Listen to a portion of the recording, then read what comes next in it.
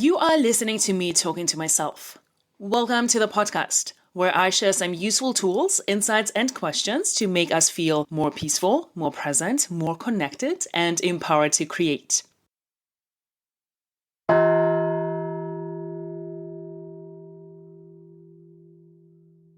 Welcome, everyone.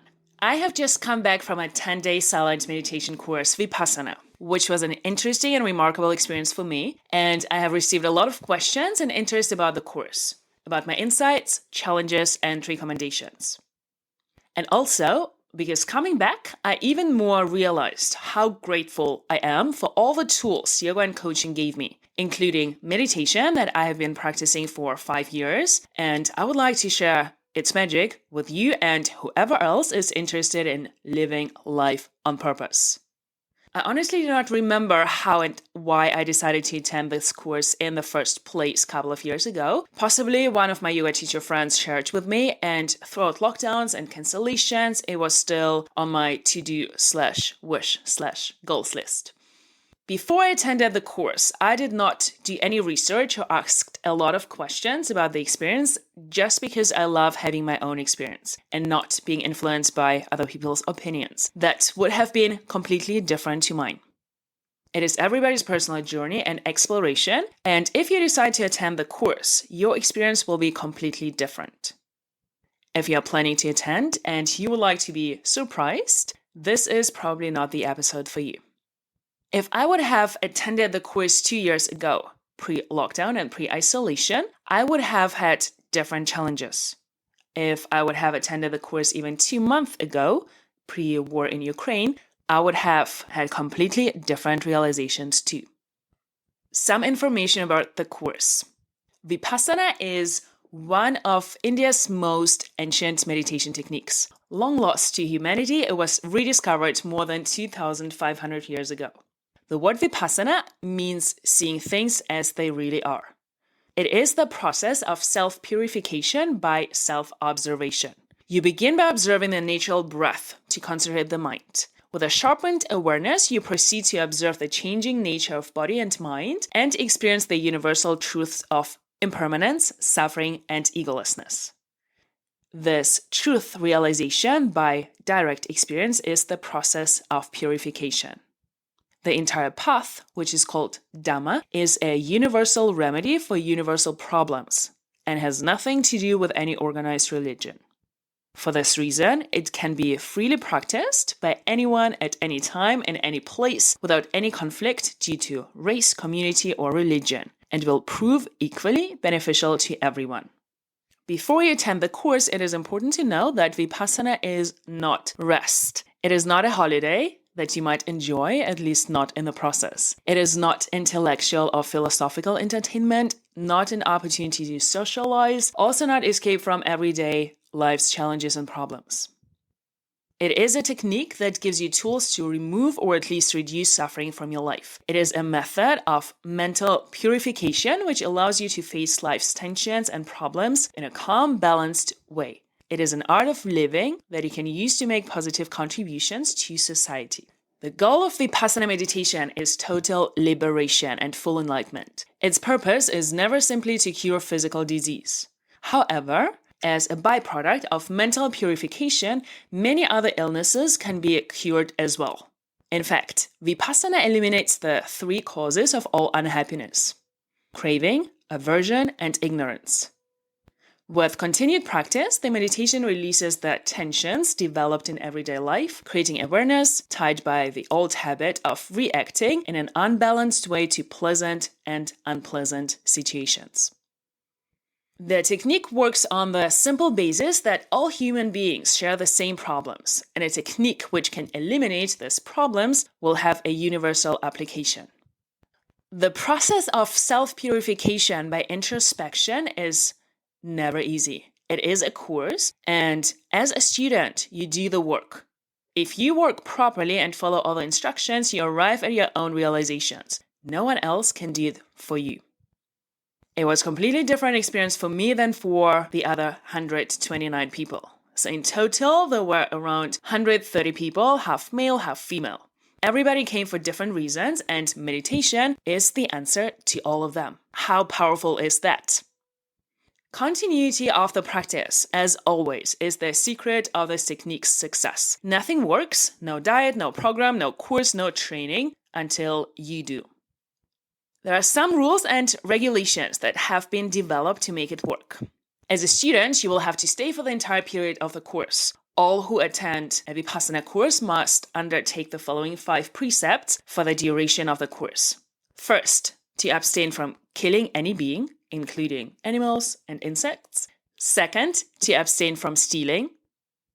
Third, to abstain from sexual activity. 4, to abstain from telling lies.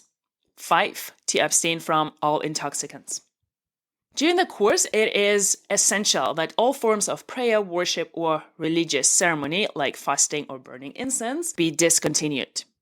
All other meditation techniques and healing or spiritual practices should also be suspended. This is not to condemn any other technique or practice, but to give a trial to the technique of Vipassana in its purity. The teacher of the course is available to meet students privately. The interview and question times are for clarifying the technique or for questions arising from the evening discourses that are daily about the technique or the course. I will share my questions with you in later episodes.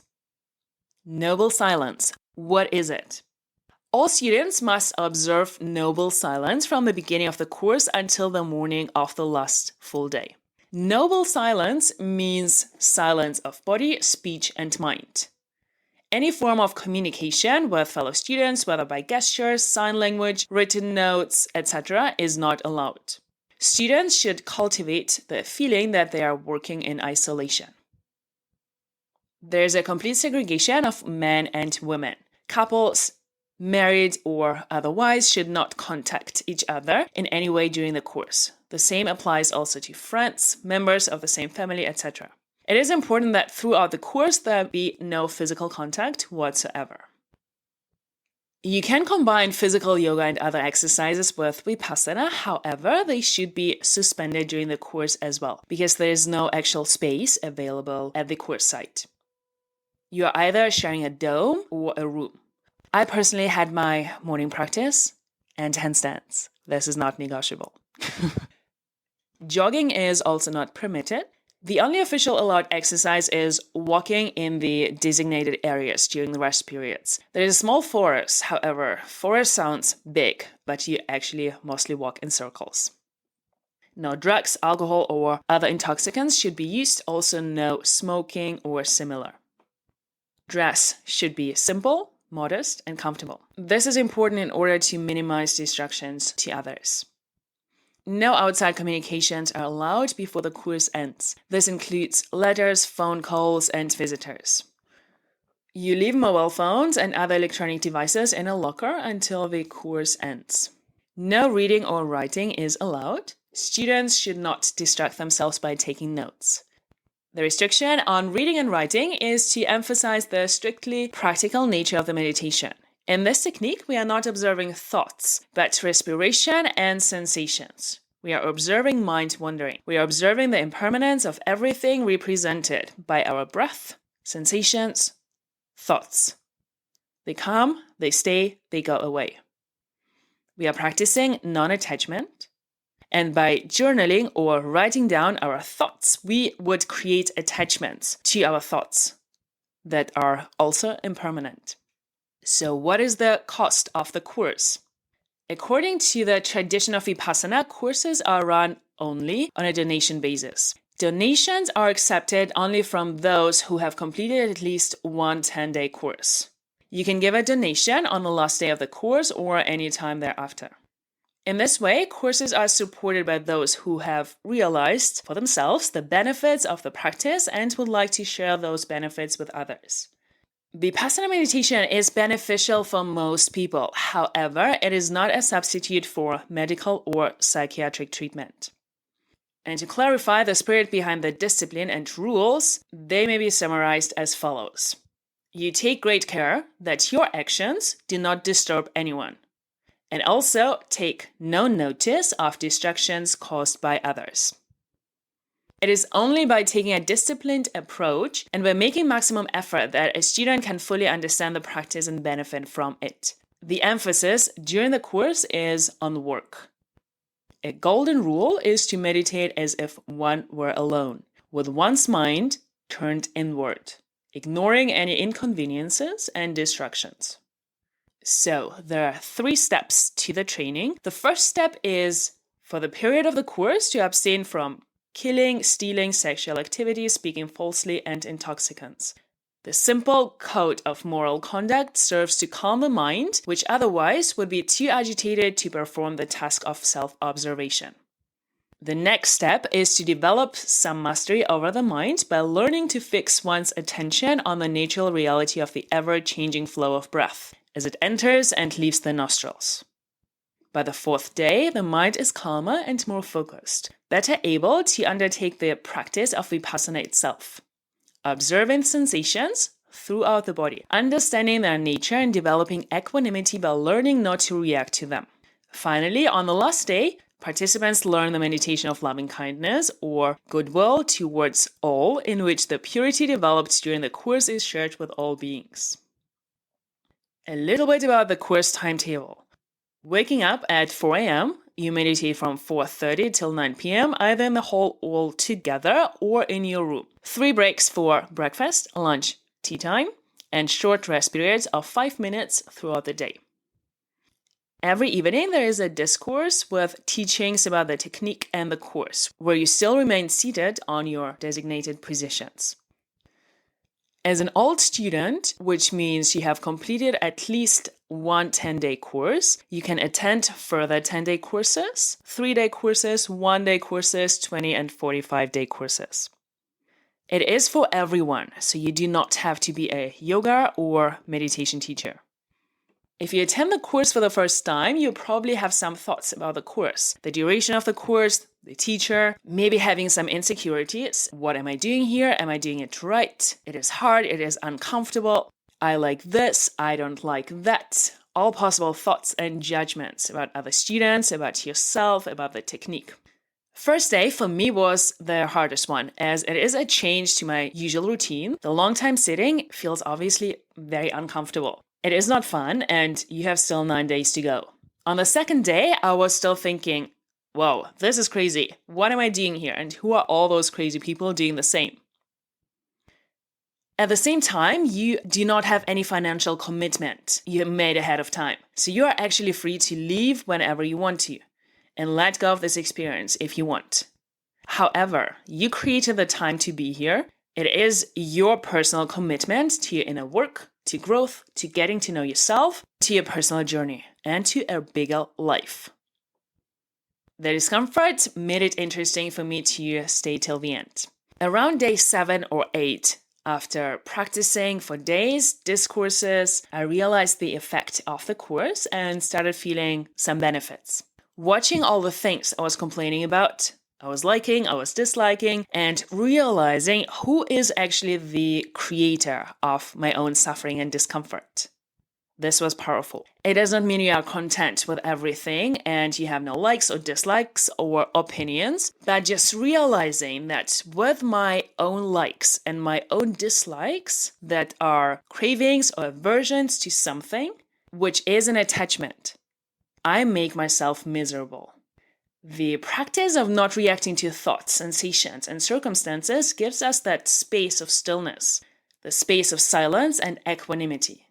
And this gives us the power to not react blindly following our usual habit patterns, but respond on purpose. And awareness is always the first step. Another thought I had is that it is obviously uncomfortable to sit for so long. In my daily life, I move most of the time, which I love. However, I also know how important rest and recovery is. Nevertheless, I thought there must be other ways to challenge our mind instead of sitting for 15 hours, like cold exposure, weightlifting, or any kind of sports activities that require you to evolve to the next version of yourself, being uncomfortable and challenge your limits. It is true indeed. With those actions, you become more resilient. However, only meditation and the practice of meditation can purify the mind, create stillness, peace, and equanimity. Because of current circumstances and what we have all recently been part of, and me being Ukrainian, every time I thought that it was uncomfortable, discomfort has a slightly different definition right now. I was thinking about people at the same time in Ukraine, losing their homes, living underground or in shelters without food, electricity, water, with constant noise, fear, and uncertainty. Vipassana, although a meditation prison, sounded like heaven on earth. I have a bed, I have food, I have water, I have silence, and I know that in 10 days I will go home, and I have a home. I have peace, and I'm learning how to create peace wherever I go and whatever I do. As you have no idea what is happening outside of this space, you have no access to phones, to news, you are a little bit lost in time. You have no calendar, you hear gong sounds for announcements instead of alarms. There is no rush, not much planning, not much to do. There is just to be. I love the silence. So, how does it feel to start talking on the 10th day? I personally did not feel like talking. I wanted to process the experience for myself first. So after it was announced that we are allowed to talk, I actually went to my room, and a couple of hours later, after the final dinner, it was nice and interesting to share, connect, and reconnect to people who you came with or connected before the noble silence, or people you sat next to for 10 days without knowing their name, what language they speak, and where they are from. It is interesting to notice how I use my language. How fast do I speak? How slow do I speak? How much do I usually say? How do I say things? Do you still remember all the languages I speak? The course ended on my birthday, which is 10th of April. My kind of celebration of me, of life, and my kind of gift to myself, a clear, focused, equanimous mind to start my next year on this earth. Although it is a very personal experience, if you do the work properly, you come out with a clear, more focused, equanimous mind, being more aware of things and people outside of you that you cannot control, that bring you off center, and having the tools to keep and create your peace wherever you are and wherever you go. The technique of observing respiration, experiencing sensations, is a powerful tool to process emotions. Every emotion we experience is a vibration in our body. The more we practice, the better we become in processing emotions. Whatever we do or do not do in life is because of the feeling we think we will have when we get it. We are either moving towards something we want, happiness, joy, or we are moving away from something we do not want to feel. Fear, rejection, boredom, discomfort, irritation. The worst thing that can happen is an emotion. It is a vibration in our body. If we learn how to process emotions, not avoiding, ignoring, or resisting, but being with them, observing objectively, like noticing heaviness in the chest, maybe heat in the face, tension in the stomach, there is nothing we would not be willing to do. Realizing, oh, I was afraid to do something or to say something because I didn't want to feel rejection. And then realizing at the same time, oh, rejection is just a little bit of heaviness in my chest. This is what I was afraid of. It is not a big deal. For me, it was a confirmation in many ways that I'm on the right way. I was very much looking forward to coming back to London, to my usual life that I love, with even more conviction and passion, sharing tools of yoga and meditation, and loving people who come to my classes and are doing the work on themselves of becoming more peaceful, harmonious, loving, compassionate, calm, and balanced. As always, you do not want to go into this experience with expectations. Expectations are attachments to something we want to get in return in the future. This is not where we are present with the actual experience, and eventually there might be disappointment. I have done all that work and I'm still not enlightened and have all the problems. The problems will be always there. We just learn and gain tools how to respond to them. And you might also experience something you didn't even think about. In any case, after 10 days, it gives you a sense of accomplishment and opens doors to new challenges and new possibilities.